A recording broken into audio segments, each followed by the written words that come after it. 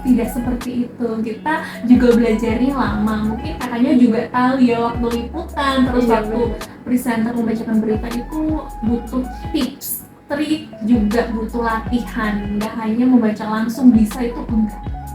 Dan juga itu harus bisa tahu suasananya itu kayak gimana, itu kita harus memang paham betul dulu nih beritanya apa dulu. Kadang berita duka dibacanya fun, itu salah gitu ya.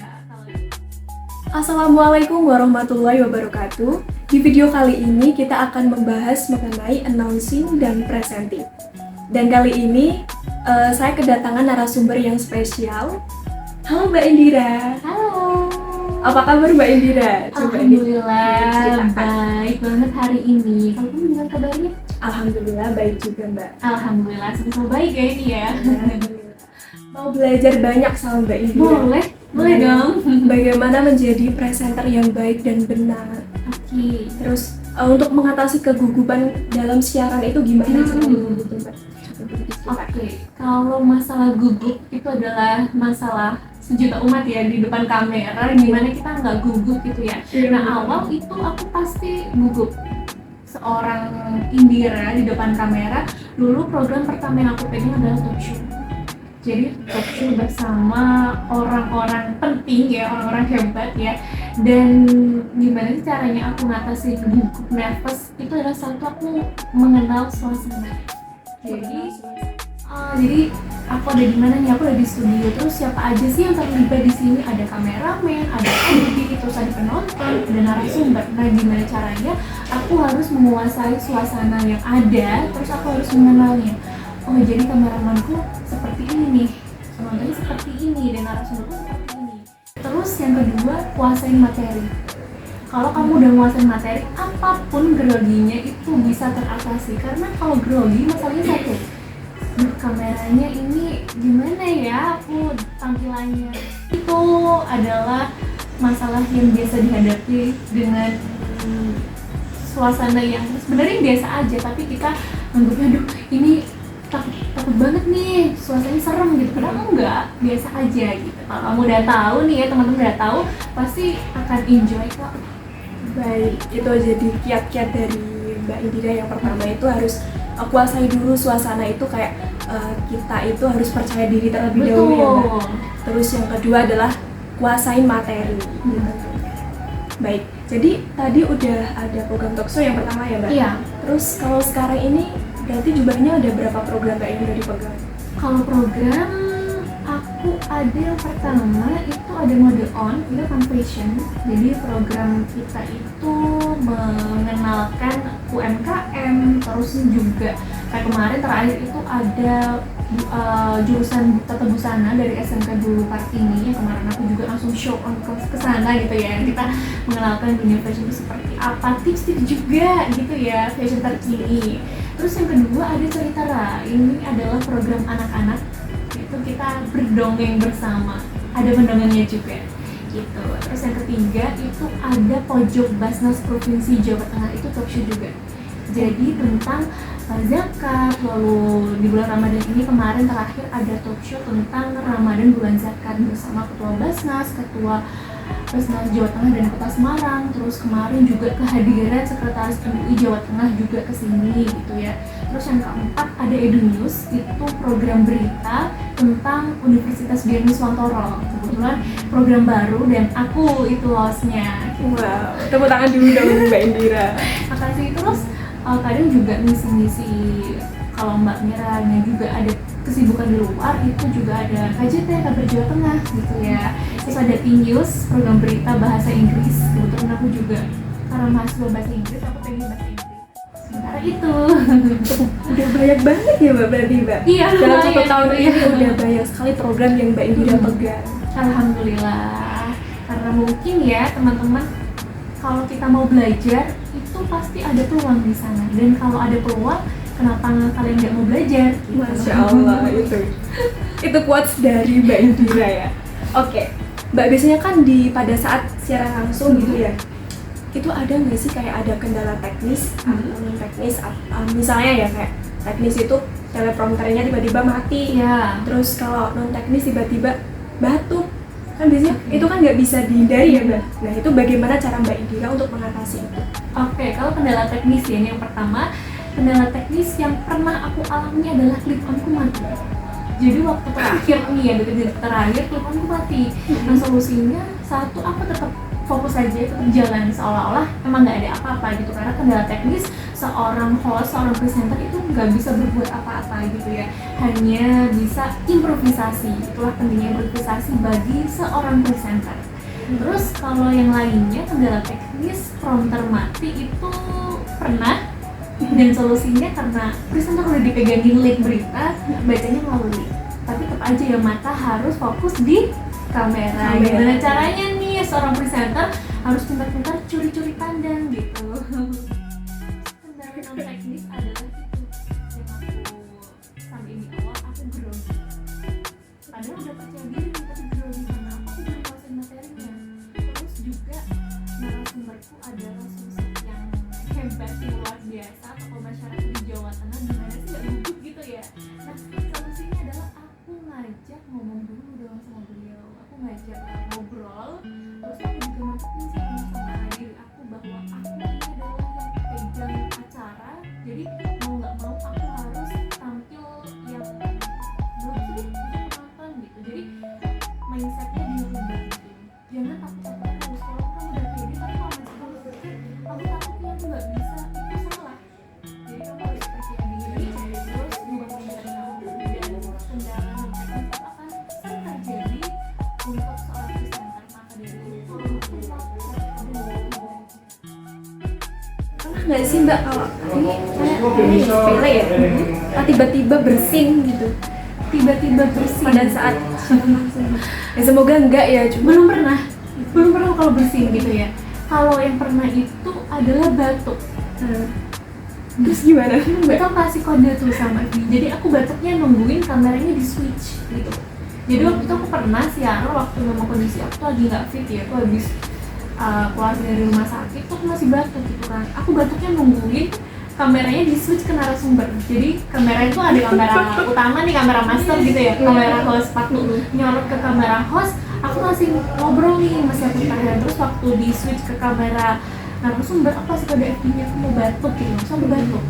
Nah jadi mic-nya itu dimatiin dari atas, jadi nggak ketahuan. Tapi kalau udah kelewat ya pernah gitu, jadi pas ngomong pas batuk gitu langsung untungnya tuh nggak sampai terlalu banyak gitu ya. Terus aku ya mohon maaf Pak, ini ya mohon maaf dulu, terus lanjutin ngobrolnya. Tapi memang itu nggak bisa dihindarin ya kalau memang lagi batuk, apalagi nih biasanya yang bersin gitu kan, kena debu AC gitu ya. Intinya diatur aja kesehatan gitu lah. Jadi perlu apa ya, jaga daya tahan. Challenge-nya seorang presenter itu, kamu tahu aku dulu treatment nggak minum es sama sekali.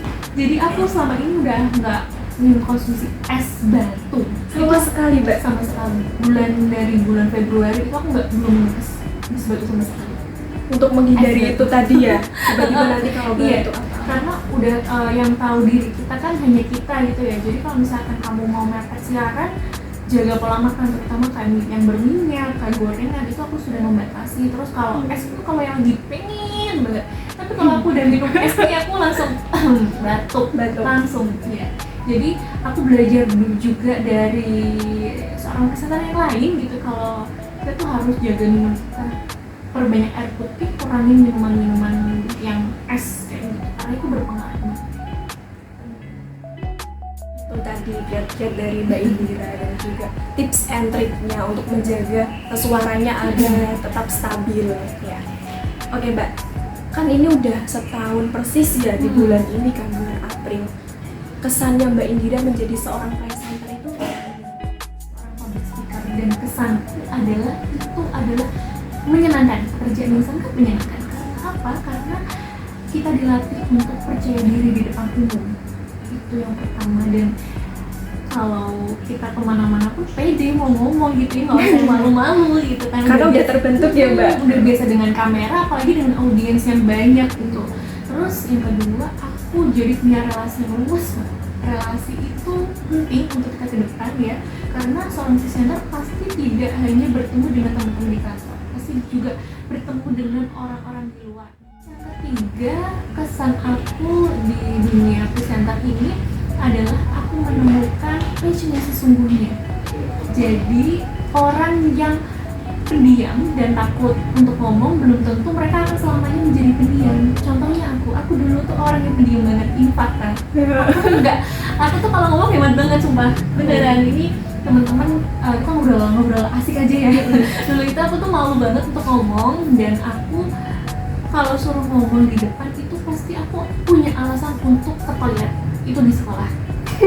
Jadi kalau di sekolah itu kan ada pelajaran bahasa Indonesia ya, jadi suruh baca kalimat gitu kan, terus aku keluar kelas karena aku malu gitu. Terus aku masuk ke dunia perkuliahan, aku ikut organisasi, ternyata soft skill dan hard skill aku dibentuk di sini. Terus aku awal belajar di organisasi dulu, baru aku dapat kesempatan di TV. Itu jadi cerita singkatnya Mbak Indira. Berarti kan semua orang itu bisa ya Mbak jadi presenter ya? Bisa. Asalkan belajar dan terus berlatih. Iya, dan satu lagi, jika ada kesempatan, kamu harus ambil. Karena kesempatan nggak datang 2 kali. Ya itu benar banget. Ya, dan kesempatan nggak salah orang loh. Supaya nanti lebih jelas ya, itu bagaimana caranya Mbak Indira menyampaikan sebuah berita gitu. Mungkin ini sih Mbak, minta tolong untuk bisa mencontohkan bagaimana cara menyampaikan lead berita yang baik dan benar supaya nanti bisa lebih belajar. Oke, jadi teman-teman sebelumnya berita itu kan ada 3 ya, ada hard news, soft news, dan feature gitu. Setiap orang, setiap presenter itu punya pembawaannya masing-masing dan punya keunggulan di berita masing-masing. Contohnya berita ini tergolong soft news ya, jadi ini berita foodie news. Pentingnya juga power dan intonasi. Ini ada pemanggilan katanya, komanya itu gimana gitu. Nah, aku contohin ini berita tentang launching robot gamelan, boleh? Boleh. Oke, silakan Mbak Indira. Pemirsa, ada yang menarik pada wisuda Udinus ke-77 kali ini, di mana Udinus melaunching robot gamelan bernama Sekar Nuswantoro yang didesain seperti bunga matahari. Kecanggihan robot gamelan ini yaitu mampu menabuh secara otomatis. Seperti apa? Berikut liputannya untuk Anda. Nah, seperti itu. Jadi Bagus banget. Emang kalau udah ahlinya itu beda ya. itu nuansanya. juga butuh proses ya seperti itu ya. Nah, ini ada beberapa penekanan yang memang harus di-highlight oleh seorang presenter nih. Tadi aku sedikit kasih penekanan di namanya robot gamelan ya, Sekar Nuswantoro yang didesain seperti bunga matahari. Nah, itu jadi teman-teman membaca itu tidak hanya membaca selesai gitu ya, tapi gimana kita bisa menyampaikan apa sih berita ini gitu. Jadi beritanya tentang launching robot gamelan ya, jadi launching itu kan berita yang fun, yang wah gitu ya, bukan yang duka, jadi sedikit senyum gitu, ada senyum juga dong ya. Nih jangan lupa nih para presenter yang lain, apapun dunianya public speaker gitu ya, harus senyum gitu, kecuali kalau kita lagi membawakan berita tentang politik atau duka, itu kita jangan terlalu banyak ekspresi ya, karena itu juga kurang tepat gitu. Berarti juga tidak semua berita itu harus dibawakan dengan smiley voice ya Mbak? Betul. Dan kalau contoh nih berita tentang kuliner, aku paling suka nih. Coba aku contohin ya. Iya. Cuaca panas di siang hari membuat olahan berupa es menjadi buruan warga, tak terkecuali es gempol pleret yang sudah melegenda.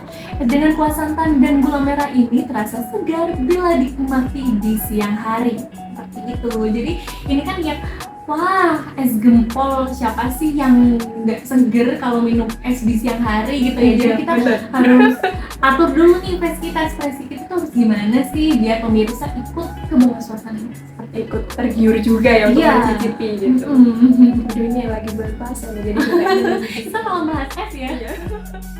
Baik, terima kasih banyak ya Mbak sama-sama atas ilmunya, ini sangat bermanfaat banget. Dan tadi sudah dicontohkan juga membaca lead berita yang baik dan benar, terus juga disampaikan juga tips and trik bagaimana cara menjadi presenter yang baik. Nanti kita bisa bertemu di lain waktu ya. Boleh. Semoga ya. Wah, semoga kita harus ketemu dong ya. Baik, saya tutup untuk video kali ini. Mungkin nanti next time kita bisa ketemu lagi sama Mbak Indira atau sama presenter lainnya. Wassalamualaikum warahmatullahi wabarakatuh. Assalamualaikum warahmatullahi wabarakatuh.